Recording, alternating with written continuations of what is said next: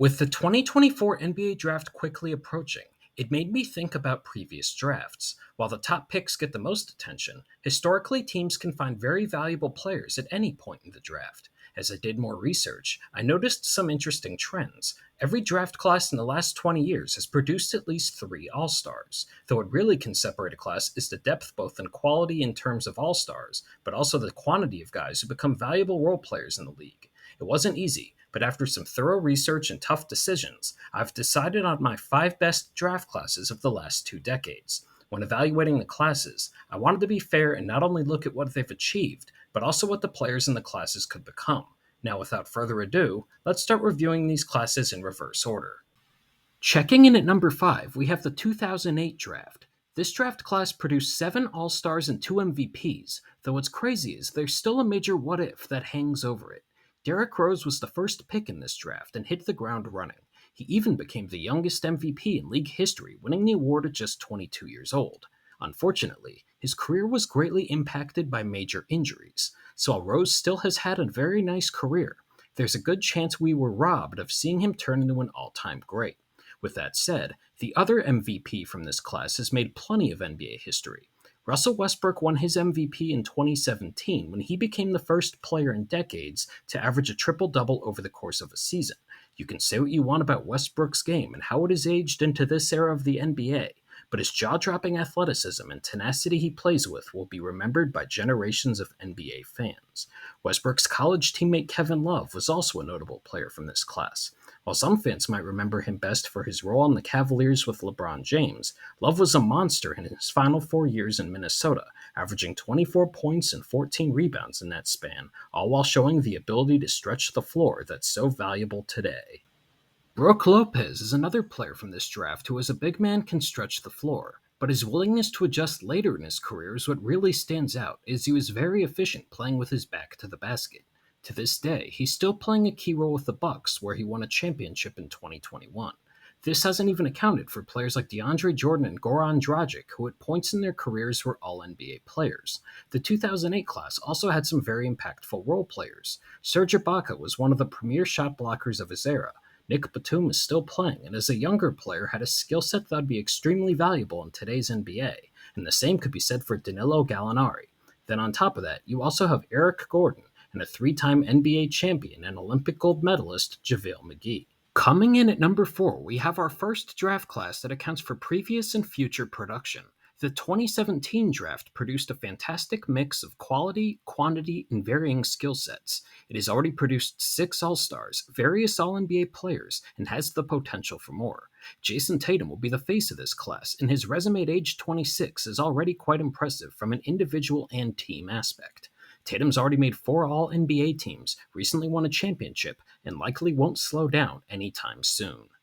If you like dynamic guards who can take over games, we've got Donovan Mitchell and De'Aaron Fox. Mitchell's already a 5-time All-Star, and we've seen that he can elevate his game when he gets to the postseason.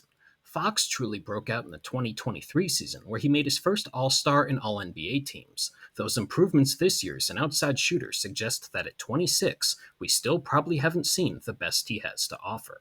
Bam Adebayo was Fox's college teammate and selected immediately after Mitchell by the Heat with the 14th pick. That ended up being a fantastic investment. Adebayo is a big as an ideal defender in today's game, having already made 5 all-defensive teams, 3 all-star teams, and has the passing ability to facilitate offense. It's only a matter of time before he eventually wins a Defensive Player of the Year award. Another all-star from this class is Lauri Markkanen, who like Fox broke out in the 2023 season. The 7-footer can score in a variety of ways, whether it's demonstrating his smooth outside shot or putting the ball on the floor and getting to the basket. Then, along with another All-Star in Jarrett Allen, this class has a ton of valuable players who can impact winning in a variety of ways. It also shows you can find valuable players at varying points in the draft. Derek White was the 29th pick, and fresh off a title with the Celtics is the most relevant example of this, and would fit within any team. Picked immediately after him was Josh Hart, who proved to be an essential piece for the Knicks this year. 2 other members from this year's Knicks, OG Anunoby and Isaiah Hartenstein, were also in this draft class. Other notables include Kyle Kuzma, who was a key player in the Lakers' 2020 title run and has shown improved efficiency as a primary scorer in Washington, while other notables include Dylan Brooks and John Collins. Coming in third is the class I feel is the best mix of the present and future.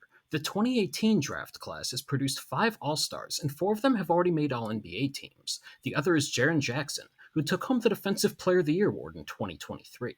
Luka Doncic entered the NBA as one of the most decorated international prospects ever. To say he hit the ground running is an understatement. Doncic has been a first-team All-NBA player since his second season, and he's only 25.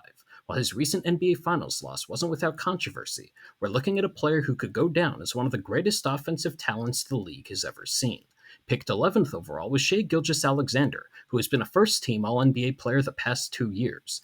Gilgeous-Alexander can beat you in a variety of ways, and on an ascending Thunder team, the individual and team accolades should continue to pour in. He and Doncic will likely be among the favorites for MVP entering next season. This draft class also has 2 shorter guards by NBA standards that entered the league in very different ways. Trae Young took college basketball by storm as a freshman, and that same skill set has translated to the NBA.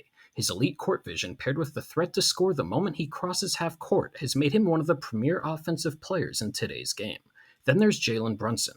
Brunson was drafted with the 33rd pick, but was a major factor on 2 national title teams at Villanova. The first 4 years of his career were spent playing with Doncic on the Mavericks, but he's turned into a star on the Knicks. Since joining the Knicks, he's averaged nearly 27 points a game with the ability to score in a variety of ways and take over at any moment. Fresh off his first All-NBA and All-Star teams, we likely are just seeing the beginning of Brunson's prime.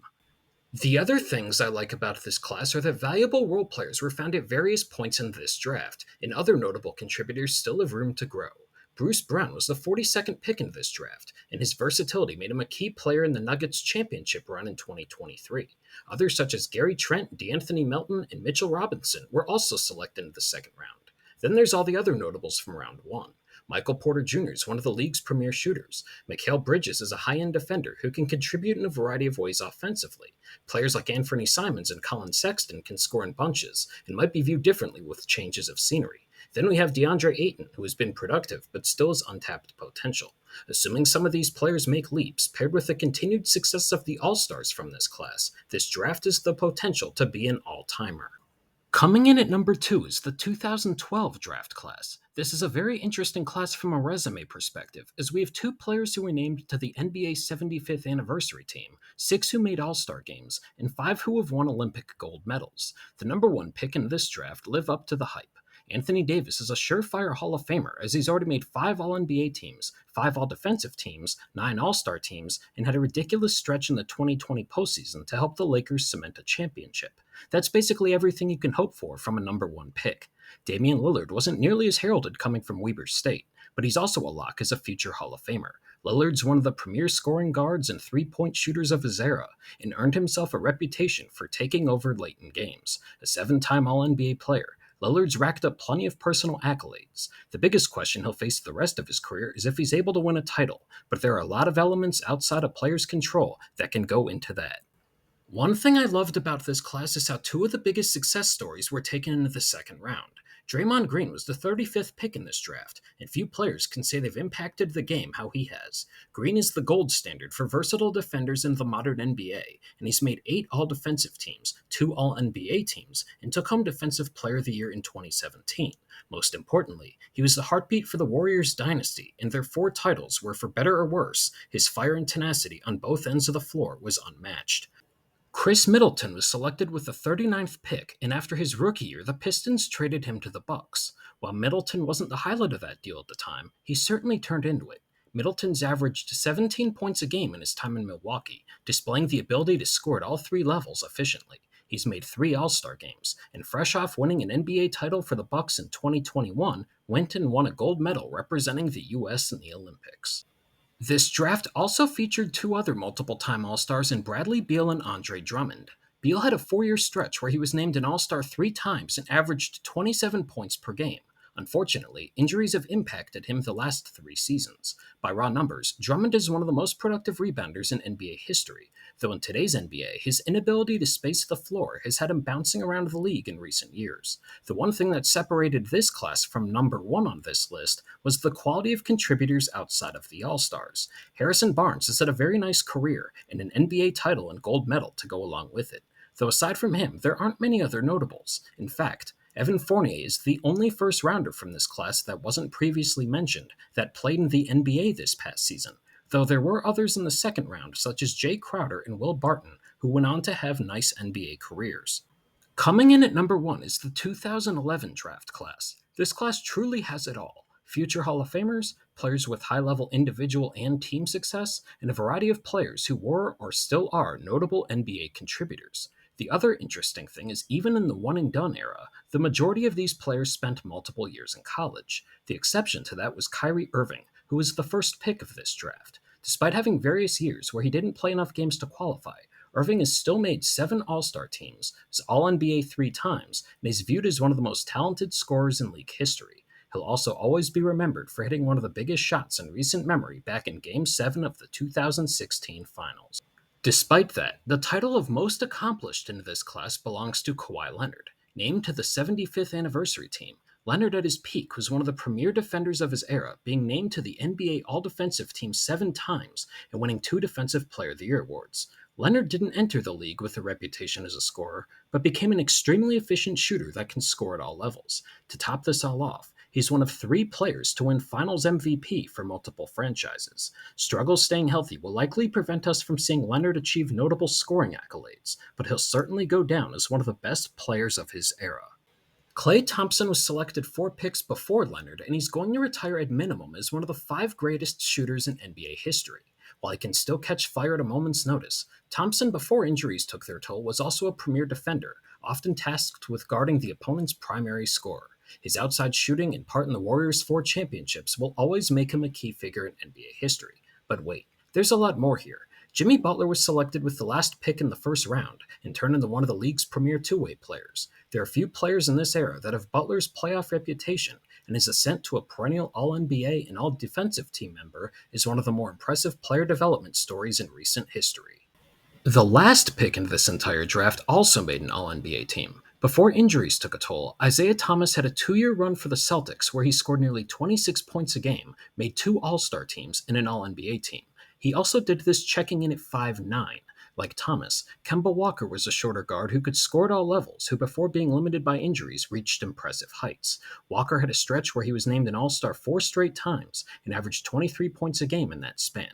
Nikola Vucevic is also a 2-time All-Star from this draft class, whose ability to score from various levels set him apart from many centers. There are plenty of other players from this draft who are still contributing in the NBA. Tobias Harris is the most notable, but this class also featured players like Jonas Valanciunas, Bojan Bogdanovic, and Reggie Jackson, just to name a few. With that, we've reached the end of the countdown. Considering how recent many of these classes are, it's easy to see why the NBA has as much talent as it does today. It also shows that teams can find contributors anywhere in the draft, though the environment, role, and coaching can play a part in a player's development.